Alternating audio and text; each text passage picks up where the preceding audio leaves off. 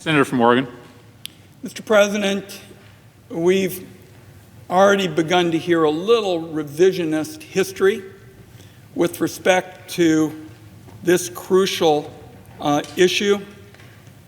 There was exactly one amendment on the CARES Act, and that amendment, supported by almost every senator on the other side of the aisle, basically would have blown up the law that I put a special focus on because it was deemed the only way to get expanded unemployment benefits out to folks in a timely way. So we were told that there was all this bipartisanship, yet on the crucial issue, that wasn't the case, because that benefit in particular is what helps scores and scores of communities all across the country stay afloat, because that money was spent locally. It was spent on rent. It was spent on groceries. And most of all, Mr. President, it was weekly. And yet there was exactly one amendment on the original legislation, and that one amendment was to blow up the only way to get checks out to folks relatively quickly. Point number one. Point number two, these were not folks who didn't want to work. They were told by their government that they really needed to be at home to deal with the virus. These folks want to work. There's no question about it. And, Mr. President, we're going to talk about this, I imagine, in this debate. But study after study has shown that the expanded unemployment during this period was not a disincentive to work. There's just no evidence of that. In fact, when we look at crucial periods of time when people might have stayed home, they were rushing to get back to work. So we're going to discuss this. And I'm going to start the debate now on where we are at this moment, because I think this discussion comes down to a simple proposition, and that is whether millions of workers and their families should have to spend years and years living in the wreckage of the COVID economy. The jobs recovery for millions is going in reverse. Millions of Americans have lost jobs through no fault of their own. Maybe they were working at the airport. Maybe they were attending bar. Maybe they were teaching our kids when the worst pandemic in a century, swept the United States. They didn't do anything wrong. So the question now is whether the United States Senate is going to step in with big policies to actually be of help to them, or whether it's going to quit on those workers when they need a modest amount of assistance until everybody gets vaccinated. President Biden has a strong, focused plan that's going to meet the moment, get relief to workers in the middle class, and kickstart the jobs recovery. The plan that was brought forward yesterday by 10 Republican senators doesn't come close to meeting that bar. So the debate isn't a whole lot more complicated than that. I'm glad that there's some agreement on both sides for funding vaccines, yet the economic divide in this debate is very clear. So here are the key facts as we start this discussion. The independent experts, the Congressional Budget Office, released a new report yesterday that shows how long-lasting this jobs crisis is really going to be. According to the Budget Office, it could be more than 5 years before the unemployment rate even begins to approach where it was a year ago. Millions of workers could stay stuck on an economic tightrope, worried about eviction, worried about going hungry. Wages could flatline for the better part of the decade. Americans know what happens when Congress takes its foot off the gas, slows down the recovery, because that's what happened a little bit over a decade ago, 12 years exactly. The Great Recession hit, but in early 2009, the Senate decided we're going to go small. I was around, and everybody was told, not so bad if you go small because the Senate will get a second bite at the apple. Nobody ever got a second bite at the apple. And workers suffered and suffered some more. In my home state, it took 7.5 years in Oregon for the unemployment rate to fall back to where it was before the recession. Recent history tells us you've got to go big. We're hearing from economic experts telling the Senate to go big. Treasury Secretary Yellen, fresh off her unanimous 26-0 vote in the Finance Committee, as well as Fed Chair Powell, are saying go small and you make a big mistake. Mr. President, that's why the outline that a group of my Republican colleagues brought forward this week just does not get the job done. It's the same playbook as 2009, and it leaves too many workers on that economic tightrope for years to come. The budget resolution before the Senate has some big solutions on the economy and on our workers. Right off the top, it makes investments in vaccines and care that's needed to end the pandemic as quickly as possible. This is the #1 way to get the lives of Americans back to normal. Not going to happen overnight. So in the meantime, our economy needs another rescue package. That's what the resolution, the budget resolution, essentially sets up. It's hard to figure when you're at home all of the legalese and lingo. But now we're really dealing with the lives and the well-being of the American people. And this is what starts us in the right direction. 3 examples of why this resolution is so important. First, it sends big financial support to jobless Americans. There is not going to be a full jobs recovery as long as it's unsafe to go to restaurants indoors or go to conventions or pack fans into basketball arenas. Those workers need help.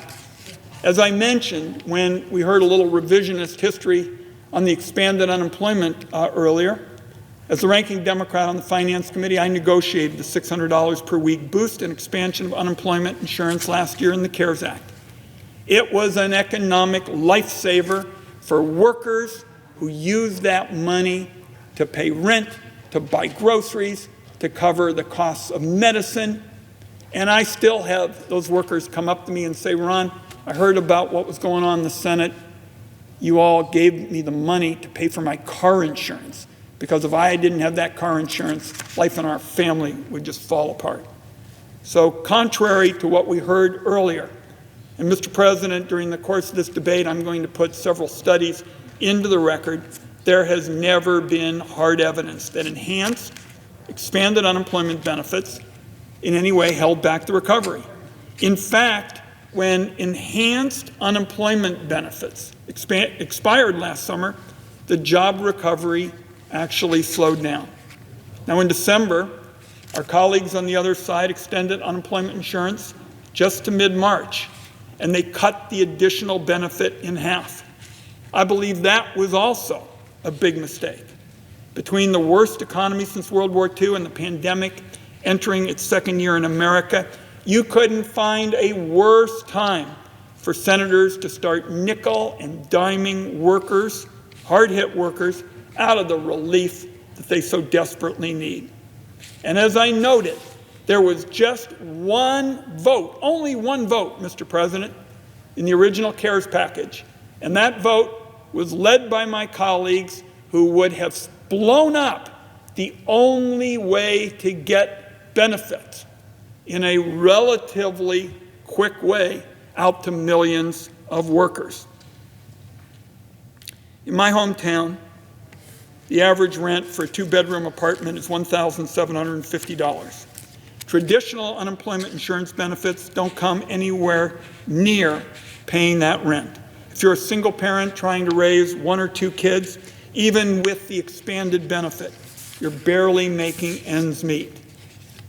If you're a two-income household, it can also be a big struggle.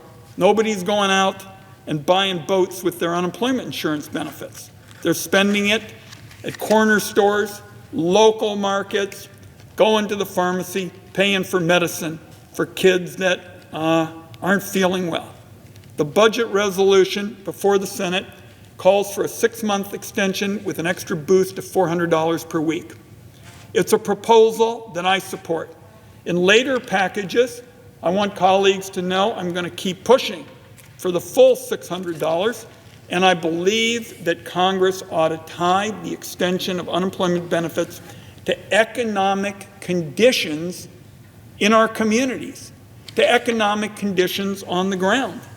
It's just common sense. Unemployment insurance works best when it covers all workers, when it pays an adequate benefit, and when members of the United States Senate can't politicize it by setting arbitrary dates and setting up cliffs when people are going to get cut off of those benefits.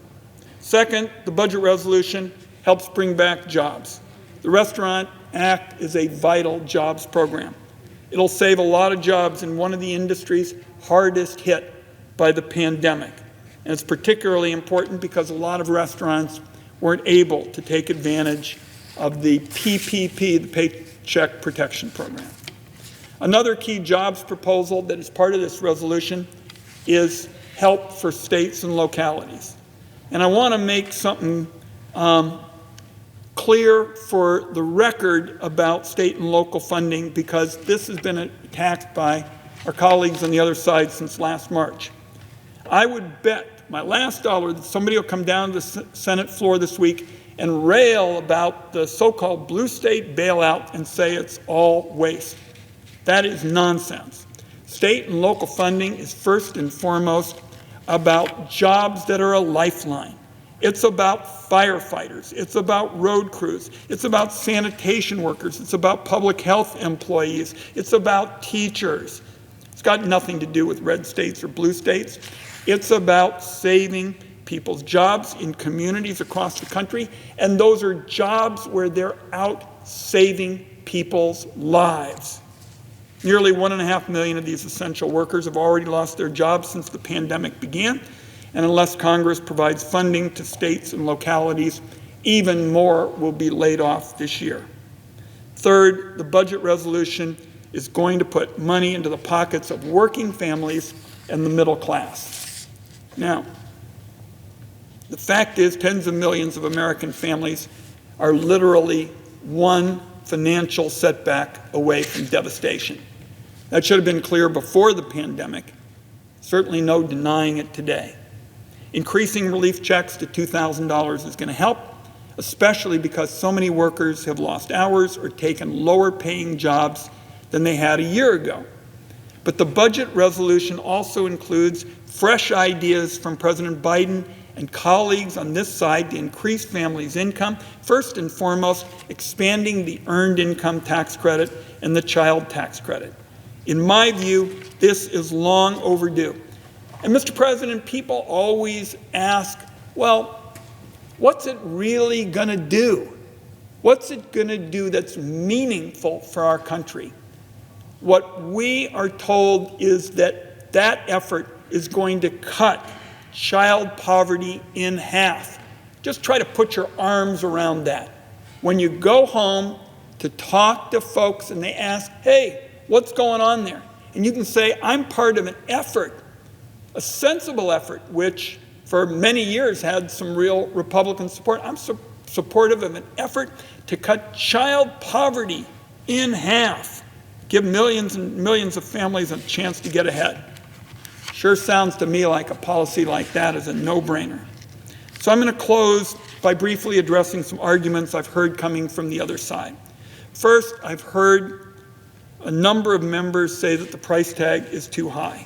Well, I'll tell you, if you voted for Donald Trump's deficit-financed handouts to multinational corporations and billionaires, you cannot credibly argue that the relief for workers is fiscally reckless. And the fact is, the deficit isn't going to get better until unemployment comes down and the economy gets back to strong and consistent growth. Second, I've heard some senators suggest that the budget resolution is bad for unity. My answer to that is the only place where big, bold economic relief is a divisive proposition is within the four walls of the United States Senate. We've seen the polls overwhelming support for these key positions, the key policies that are part of this budget resolution. I would submit to my colleagues the only place where there's really strong division on the value of this budget resolution is within the four walls of the Senate. Last point is a little bit personal. The President of the Senate and I have known each other a lot of years, worked very closely, the other body in here. And I've, over time, gotten a fair amount of flack for sometimes being too bipartisan, doing too much to try to bring both sides together. And I always will say, always, it's better if you can find common ground. But calls for unity aren't supposed to be a political baseball bat where you club somebody. They're supposed to be real. They're supposed to be about finding common ground, not about stalling for the sole purpose of stalling. What you see in this budget resolution is exactly the kind of plan that Americans voted for and that the overwhelming majorities of Americans support. So that's why I'm strongly behind this resolution. As a senior member of our party on the Finance Committee, I am looking forward to a lot of debate on this issue. That's why I felt it was important to step in when we heard some revisionist history from the other side that there hadn't been any partisanship. There sure was on that very first vote on the CARES Act. So this is an important debate. And what's really most important is that while we continue to listen to our colleagues on the other side, while we continue to reach out, which I am committed to do, the United States Senate gets this job done because there is too much economic hurt in America to do otherwise. We have another unemployment cliff coming in just a few weeks. Technically, the debate, Mr. President, is March 14th. That's when the next round of unemployment expires. And I really think we've got to get this done by the beginning of March. There is no time to waste. I urge my colleagues to support the resolution. As I will, I yield the floor.